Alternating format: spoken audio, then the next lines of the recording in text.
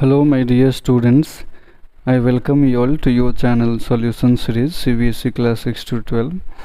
तो देखिए electricity chapter में अभी तक हम लोगों ने बहुत कुछ पढ़ लिया है। आज जो है मैं फर्दर इसको प्रोसीड कर रहा हूँ। ये हमारा नेक्स्ट जो टॉपिक होने वाला है heating effect of electric current, इससे रिलेटेड होने वाला है।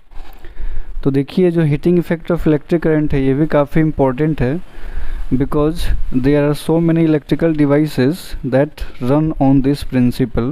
तो इसलिए आपको जानना ये ज़रूरी है कि heating effect of electric current क्या हो। आपको पता है कि जब आप इलेक्ट्रिक करंट पास कराते हैं कुछ ऐसे इलेक्ट्रिकल डिवाइसेस है जिनके रेजिस्टेंस काफ़ी हाई होते हैं।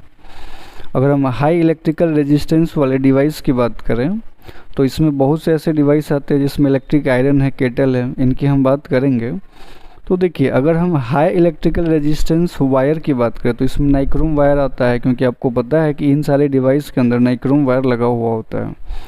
तो इस केस में क्या होगा कि जो वायर होगा ना, it will become very hot and it can produce a high amount of heat energy. This is known as heating effect of electric current. इसी को हम लोग heating effect of electric current के नाम से जानते हैं, क्योंकि आपको पता है कि जो करंट होता है और जो रेजिस्टेंस होता है इन दोनों के बीच में उल्टा रिलेशन होता है। अगर आप रेजिस्टेंस बढ़ा देंगे तो उस केस में करंट का जो वैल्यू है वो डिक्रीज कर जाएगा।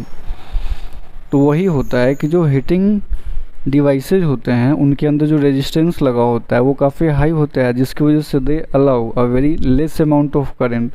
तो जब करंट जाना चाहेगा ना तो वो करंट को जाने नहीं देगा, जिससे कि बार बार क्या होगा, इलेक्ट्रॉन के अंदर मोशन है, कॉलिजन होगा और कॉलिजन की वजह से यह हीट एनर्जी प्रोड्यूस करेगा। उसी का हम लोग यूटिलाइज करने वाले हैं। Can understand the role of electrical resistance is same as role of friction in mechanics. देखिए अगर आप फ्रिक्शन के बारे में पढ़े होंगे तो आपको पता है कि फ्रिक्शन का क्या काम है। It opposes the motion of the object. अगर कोई ऑब्जेक्ट मोशन में है तो फ्रिक्शन का क्या काम है, उसके मोशन को अपोज करना। तो in the similar way you can say कि जो इलेक्ट्रिकल रेजिस्टेंस है उसका काम है कि इलेक्ट्रिक करंट के फ्लो को अपोज करना, जिससे कि हीट पैदा होता है। आपको पता है कि फ्रिक्शन की वजह से हीट पैदा होता है।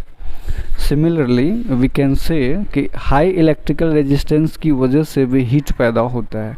So that is the core concept here. अब हम लोग ये भी देखेंगे ना कि इसको कैसे कैलकुलेट हम लोग कर पाएँ। जो हीट एनर्जी प्रोड्यूस हो रहा है, हीट एनर्जी को अगर हमको कैलकुलेट करना है तो हम कैसे कैलकुलेट कर सकते हैं। यहाँ पे एक डेरिवेशन देखने वाले हैं, काफ़ी छोटा सा होने वाला है। अब ध्यान से देखिए, आपको ज़रूर समझ में आएगा। सबसे पहले हम ये सपोज करेंगे कि करंट आई जो है ये फ्लो कर रहा है, एक रेजिस्टेंस है जिसका इलेक्ट्रिकल रेजिस्टेंस आर ओम है, एक रेजिस्टर आप बोलिए।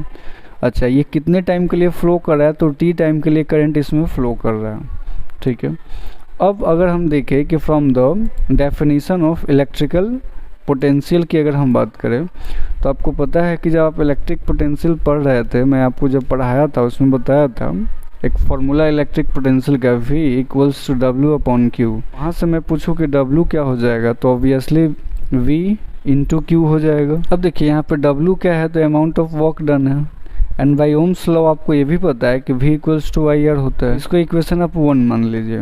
अच्छा, अब इलेक्ट्रिक करंट का डिफिनीशन अगर याद हो आपको तो वहाँ पढ़े थे आप कि I equals to Q upon T, तो वहाँ से Q बराबर IT, ये रिलेशन निकल के आ रहा है।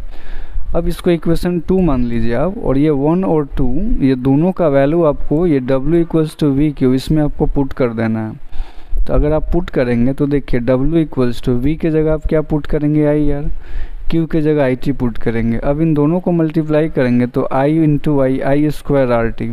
तो यहाँ देखिए आई स्क्वायर आर टी, यानी कि W का जो फॉर्मूला आया आई स्क्वायर आर टी, W क्या है यहाँ पे, वर्क डन है। अब यहाँ पे अगर हम एक एजम्पशन लेंगे कि हम अगर ये एज्यूम कर ले कि जो भी इलेक्ट्रिकल वर्क हो रहा है, या फिर आप यूँ कहें कि जो भी इलेक्ट्रिकल एनर्जी कंज्यूम कर रहा है आपका इलेक्ट्रिकल डिवाइस, अगर वो सारे एनर्जी को वो हीट एनर्जी में अगर कन्वर्ट कर दो, आप यहाँ पे जो वर्क डन है हो रहा है हीट एनर्जी में, तो आप वर्क डन के जगह सिंपली आप हीट एनर्जी यानी कि इसको H लिख सकते हैं। तो अगर आप W के जगह, यहाँ देखिए यहाँ पे अभी तक आप इसको W बोल रहे थे, और अब आप W के जगह अगर आप H लिखिए यानी कि वर्क डन के जगह हीट एनर्जी लिख लीजिए, तो ये फार्मूला निकल के क्या आएगा, H equals to Y square R T. So this formula gives you the heat produced in joules. अब ये भी ध्यान रखना है कि ये जो H equals to Y square R T जो फार्मूला निकला, ये हीट एनर्जी डिराइव करने का फार्मूला है। तब आप ये पूछ सकते हैं कि जो हीट एनर्जी निकल रहा है इसका यूनिट क्या होने वाला है। तो ये ध्यान रखना है कि ये यूनिट जो है इसका जूल होने वाला है, यानी कि जो हीट एनर्जी प्रोड्यूस होगा ये जूल में प्रोड्यूस होने वाला है। क्लियर है आप लोगों को, इसीलिए इसका जूल्स लॉ ऑफ फिटिंग नाम दिया गया है। ऐसे अभी हम आगे इसको डिस्कस करेंगे। यहाँ पे हम कह सकते हैं कि the heat produced H equals to I squared R T। ये जो हीट एनर्जी प्रोड्यूस हो रहा है it is directly proportional to square of current, अच्छा, resistance of wire and the time for which current is passing. इन 3 factor के directly proportional है, जिसमें ध्यान रखना है कि करंट के स्क्वायर के डायरेक्टली प्रोपोर्शनल है। So this relation is nothing but joules law of heating. इसी को हम लोग जूल्स लॉ ऑफ हीटिंग के नाम से जानते हैं। अब और थोड़ा डिटेल में इसको ऑपरेशन करते हैं हम लोग। According to Joule's law of heating जो कि H equals to Y square RT है, अच्छा, heat produced in a wire, इसको आप क्या बोल सकते हैं कि ये डायरेक्टली प्रोपोर्शनल है टू स्क्वायर ऑफ करंट, ठीक, जो कि I स्क्वायर है, resistance of wire R and time T for which current is passed, यानी कि कितने टाइम के लिए आप करंट पास करा रहे हैं। तो वही जो पीछे जो रिलेशन आया था हमारा, इसी रिलेशन को हम लोग, ये जो रिलेशन है इसी को हम लोग लैंग्वेज में ऐसे बोल सकते हैं कि जो हीट एनर्जी है वो करंट, रेजिस्टेंस और टाइम पे डिपेंड कर रहा है। करंट के वो स्क्वायर के डायरेक्टली प्रोपोर्शनल है। तो ये जो हुआ ये जूल्स लॉ ऑफ हीटिंग है, इसको आप अच्छे से याद कर लीजिए। ये एक इम्पॉर्टेंट टॉपिक है आपका इस चैप्टर का, जूल्स लॉ ऑफ हीटिंग। अब यहाँ पे हम लोग कुछ लिमिटेशन भी देखेंगे जूल्स लॉ ऑफ हीटिंग का, ठीक है। आइए हम लोग चर्चा करते हैं कि ये जो लॉ दिया गया है इसमें क्या कमी रह गई है। तो सबसे पहले देखिए कि जो जूल्स लॉ ऑफ हीटिंग है इसमें हम लोगों का एक एजम्पशन है। ये जूल के द्वारा ये एज्यूम किया गया है कि जो टोटल इलेक्ट्रिकल एनर्जी है या जो वर्क डन हो रहा है, आप ये मान के चलिए कि वो हीट एनर्जी में कन्वर्ट हो जा रहा है। लेकिन आपको ये भी पता है कि कोई भी जो डिवाइस 100% एनर्जी एफिशिएंट नहीं होता है। आपको पता ही होगा ना कि जितना एनर्जी हम इसको दे रहे हैं उतना ही हमको आउटपुट मिले, यानी कि जितना आप इनपुट के फॉर्म में जितना एनर्जी दे रहे हैं आप सोचेंगे कि हमको आउटपुट के फॉर्म में भी उतना ही एनर्जी मिले, तो ये पॉसिबल नहीं है। कहने का तात्पर्य ये है कि आप जितना एनर्जी दे रहे हैं ना उसमें से कुछ अमाउंट ऑफ एनर्जी जो है ना कुछ अदर चीज़ों में आपका वेस्टेज हो जाएगा। जैसे कि आप बल्ब ही जलाते हैं तो आप जितना एनर्जी दे रहे हैं ना वो सारा का सारा एनर्जी वो लाइट एनर्जी में नहीं कन्वर्ट कर ले रहा है, कुछ ना कुछ amount of energy heat energy में भी कन्वर्ट हो ही जा रहा है। यहाँ पे आप तो उसको चाह रहे हैं लाइट एनर्जी पाना, लेकिन आपको हीट एनर्जी में भी कुछ एनर्जी वेस्ट हो जा रहा है जो कि आपका वेस्टेज है। तो वही यहाँ पे कहने का मतलब है कि we know that efficiency of a device cannot be 100%, so we cannot say that all electrical energy or electrical work done is converted into heat energy। तो आप ये कह ही नहीं सकते हैं कि 100% ट्रांसफॉर्मेशन हो जाए इलेक्ट्रिकल एनर्जी का हीट एनर्जी में। This is not possible and this is just our imagination. हम बस ये मान लिए हैं। तो हम ये इमेजिन करना और किसी चीज़ को प्रूफ करके बताना, इन दोनों में अंतर होता है। तो ये हमारा इमेजिनेशन है, इसका कोई प्रूफ नहीं है। So this is the limitation of joules law of heating. I think कि आपको समझ में आ गया होगा कि जूल्स लॉ ऑफ हीटिंग जो है इसका क्या लिमिटेशन है। अब देखिए अभी तक वीडियो आप यहाँ तक देखे हैं, तो जो भी आप पढ़े हैं हमारा वीडियो आप पूरा अगर देखे हुएगा तो आपको उसमें ज़रूर कुछ ना कुछ समझ में आया होगा। खैर ये जो क्वेश्चन है ये आपको होमवर्क के तौर पे मैं दे रहा हूँ। अगर आप इसका आंसर कर पाते हैं तो आप ज़रूर कमेंट कीजिए। अगर जिसका आंसर सही होगा उसके कमेंट को मैं पिन करूँगा। क्वेश्चन ये है कि आपको बताना है कि which of the following will give you highest amount of heat energy. आपको बताना है, यहाँ पे 4 सिचुएशन दिए हुए हैं, इसमें highest amount of heat energy आपको किस सिचुएशन में मिलेगा। पहला है कि अगर करंट है इसको आप डबल कर दें और कीपिंग अदर फैक्टर्स कांस्टेंट। आपको पहले में करंट डबल करना है, रेजिस्टेंस टाइम को आपको कांस्टेंट रखना है। दूसरे में आपको रेजिस्टेंस को 3 गुना कर देना है, ठीक है, लेकिन अदर फैक्टर यहाँ भी कांस्टेंट रहेगा, यानी कि टाइम और करंट यहाँ कांस्टेंट रहेगा। थर्ड वाले में जो टाइम है इस टाइम को आपको डबल कर देना है, लेकिन अदर फैक्टर यहाँ भी आपका कांस्टेंट रहने वाला है, ठीक है। अदर फैक्टर बोले तो अगर यहाँ टाइम ले रहे हैं तो रेजिस्टेंस और करंट आपका कांस्टेंट रहेगा। और डी में है all of the above, sorry all the above. मतलब ये हुआ कि आपको ये तीनों का तीनों मतलब सही है, या फिर इसमें से कोई एक सही है, तो ये आपको बताना है। तो आपको अगर आंसर पता है, आप कर सकते हैं, तो आप ज़रूर इसका कमेंट करके हमको इसका आंसर बताइए। नेक्स्ट हम लोग देखेंगे कि कुछ ऐसे डिवाइसेस देखेंगे which works on heating effect of electric current. तो इसके एप्लीकेशंस को आप बोल सकते हैं कि हम देखने वाले हैं कि कौन कौन से ऐसे डिवाइसेज हैं जो इस प्रिंसिपल पर काम करते हैं कि the heating effect of current is utilised in working of electrical heating appliance such है, जैसे इलेक्ट्रिक आयरन है, गीजर, इमर्सन रॉड हो गया, इलेक्ट्रिक केटल है, इलेक्ट्रिक टोस्टर वगैरह है। तो ये सारे डिवाइसेज हैं जो आपका हीटिंग इफेक्ट पे काम करते हैं। इलेक्ट्रिक ओवन है, रूम हीटर है। मतलब क्या हुआ कि इनसे हम हीट एनर्जी प्रोड्यूस करवाते हैं, यानी कि they are made in such a way such that they can produce large amount of heat energy, जितना कि हमको रिक्वायरमेंट है, क्योंकि मेन इनका बनाने का पर्पस वही होता है। अच्छा, अब यहाँ देखेंगे कि heating effect of electric current, ये इलेक्ट्रिक बल्ब जो है, यहाँ भी ये जो पहले जो इलेक्ट्रिक बल्ब यूज होता था, अभी तो खैर एलईडी का ज़माना आ गया है। अभी भी आप दुकान में जाएंगे तो आपको 100 वाट का बल्ब आता है फिलिप्स का, येलो कलर का, है ना। ये काफ़ी ज़्यादा एनर्जी कंज्यूम करता है, ये very less energy efficient bulb होता है, यानी कि ये जो है most of the electrical energy को हीट एनर्जी में कन्वर्ट करता है, जिससे कि एनर्जी का वेस्टेज होता है। तो ये जो इलेक्ट्रिक बल्ब है, ये भी इसका यूटिलाइज करता है heating effect of electric current.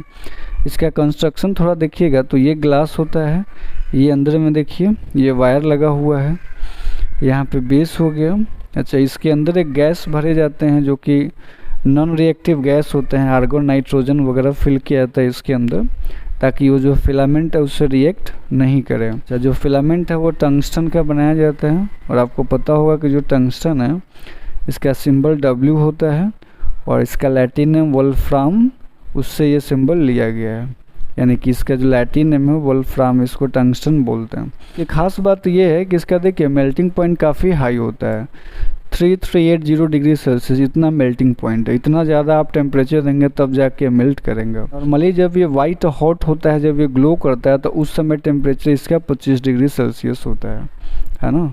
तो ये इसकी खासियत है कि आप इसको लंबे टाइम तक भी यूज़ करेंगे तो जल्दी मेल्ट नहीं होगा। फिर भी ऐसा होता है कि कभी कभी देखने को मिलता है कि जब आप बहुत ही ज़्यादा देर तक इसको ऑन छोड़ देते हैं तो उस केस में अपने आप फ्यूज कर जाता है, यानी कि इसका जो ये फिलामेंट है ना, ये यहाँ से ब्रेक कर जाएगा, मेल्ट होकर ये ब्रेक कर जाएगा। तो होप कि आप समझ गए होइएगा। Heating effect of electric current is utilised in electric fuse for protecting household wiring and electrical appliances. इसके अलावा देखिए हम लोग heating effect of electric current का इस्तेमाल जो इलेक्ट्रिक फ्यूज वगैरह है यहाँ पे करते हैं। पता है कि फ्यूज में हम लोग एक यहाँ पे वायर लगाते हैं, है ना, ये कि यहाँ पे, और इसको ऐसे कनेक्ट किया हुआ होता है, और इसको जो है ना आप यहाँ पे लेके इसमें इंसर्ट कर देते हैं, इसके अंदर ले जा कर के ये एक सर्किट जो है ये कंप्लीट हो जाता है।